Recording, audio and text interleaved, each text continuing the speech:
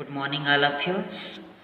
आज हम लोग फिजिक्स में 9th चैप्टर इलास्टिसिटी यानी कि प्रत्यास्थता के बारे में पढ़ेंगे, है ना। तो सबसे पहले देखते हैं कि इलास्टिक क्या होता है। तो इलास्टिक को देखने से पहले आप लोग को पता है कि प्रत्येक जो अणु होता है वो क्या होता है, या प्रत्येक अणुओं के बीच में जो दूरी होता है ना, वो अलग अलग होता है। जैसे ठोस के लिए बहुत ही पास होते हैं, है ना। द्रव के लिए उससे थोड़े से ज़्यादा दूर दूर होते हैं। और गैस में जो है, गैस के अणु जो है बहुत ही सबसे अधिक दूर में रहते हैं ना। गैस के लिए अणुओं की दूरी सबसे अधिक, द्रव के लिए उससे कम, और ठोस में क्या होते हैं, अणु बहुत ही पास पास होते हैं। तो यहीं से भी हम लोग का प्रत्यास्थता शुरू होता है। तो इसको जानने से पहले कि हम लोग नया चीज़ जानते हैं, विरूपक बल क्या है। तो किसी भी वस्तु पे हम लोग जो बाह्य बल लगाते हैं, है ना, किसी वस्तु को धकेलने के लिए बाह्य बल लगाया जाता है। हर एक चीज के लिए कुछ जो बाहरी बल लगाते हैं, उस बाहरी बल को ही क्या कहा जाता है, विरूपक बल के नाम से जाना जाता है ना।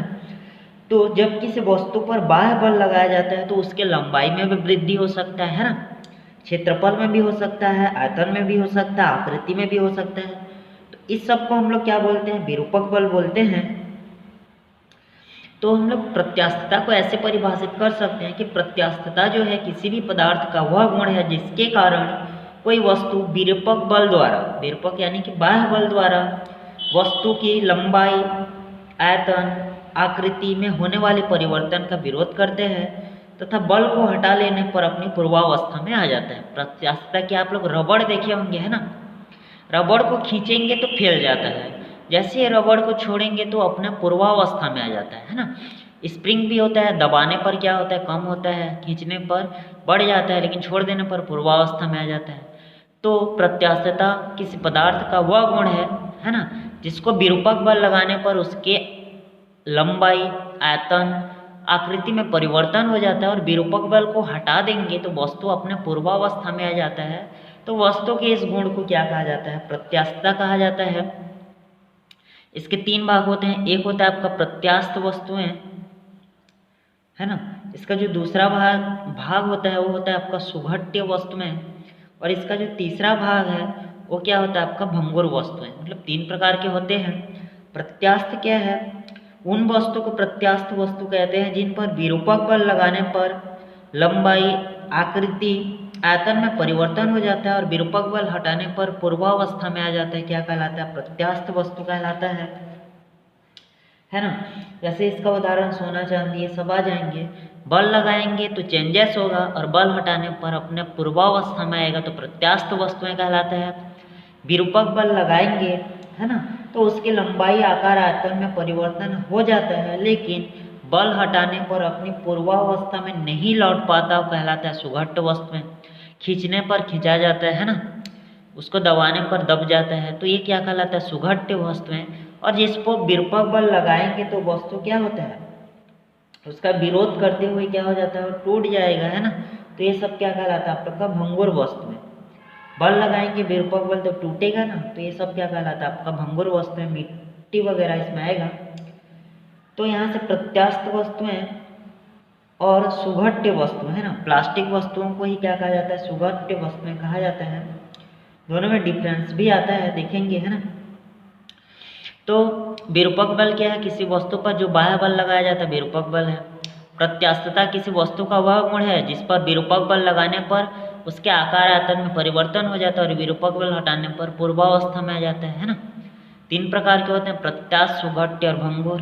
प्रत्यास्थ वस्तुएं उन वस्तुओं को कहते हैं, है ना, जिनमें क्या होता है, विरूपक बल लगाने पर वस्तु परिवर्तन होता है, और विरूपक बल हटाने पर प्रारंभिक अवस्था में आ जाता है। सुघट्य वस्तुएं उन वस्तुओं को कहते हैं जिन पर विरूपक बल लगाने पर परिवर्तन तो होता है, लेकिन विरूपक बल हटाने पर प्रारंभिक अवस्था में नहीं आ पाता है।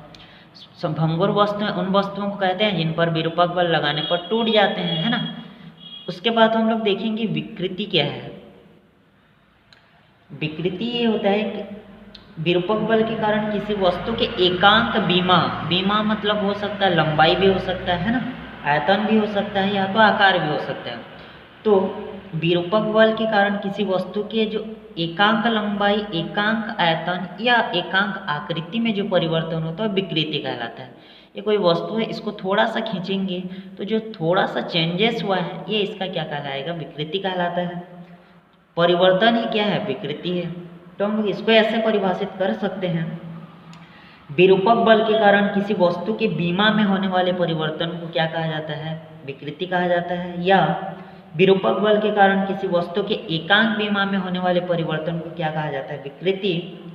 विकृति यानी विमा में परिवर्तन बट्टे प्रारंभिक परिवर्तन होता है, दोनों में परिवर्तन हो रहा है, इसीलिए एक विमाहीन राशि होता है ना, इसका कोई मात्रक नहीं होता है। ये तीन प्रकार के होते हैं, एक होता है अनुदैर्ध्य विकृति है ना, दूसरा होता है आप लोगों का आयतन विकृति, और जो तीसरा होता है वो होता है आप लोग का अपरूपण विकृति है ना।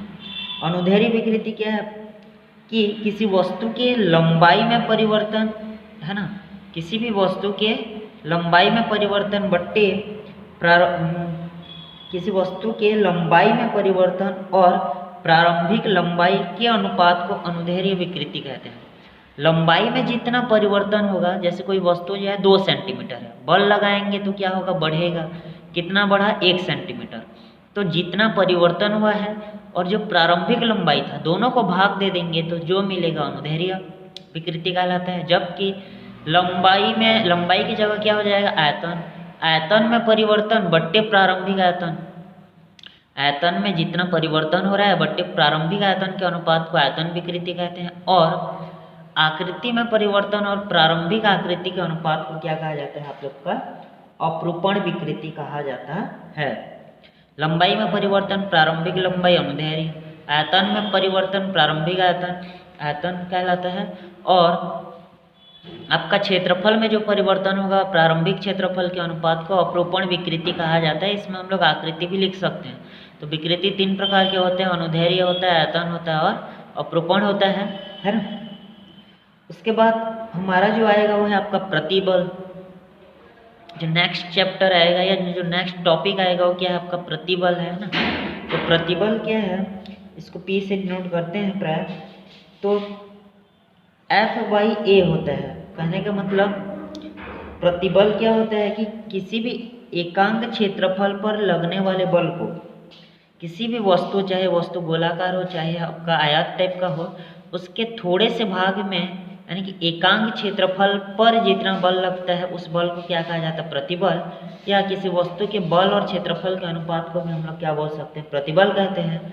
F का मात्रक न्यूटन, क्षेत्रफल का मीटर स्क्वायर। तो प्रतिबल का जो मात्रक होता है न्यूटन मीटर स्क्वायर होता है। इसका जो विमीय सूत्र है वो ml-1t-2 होता है ना। तो किसी भी वस्तु के एकांक क्षेत्रफल पर लगने वाले बल को प्रतिबल कहते हैं। एकांक क्षेत्रफल पर लगने वाले बल को प्रतिबल, इसका मात्रक न्यूटन मीटर स्क्वायर है, इसका क्या हो जाएगा, विमीय सूत्र। ये भी 3 प्रकार के होते हैं, अनुदैर्ध्य प्रतिबल, आयतन प्रतिबल और अपरूपण प्रतिबल है ना।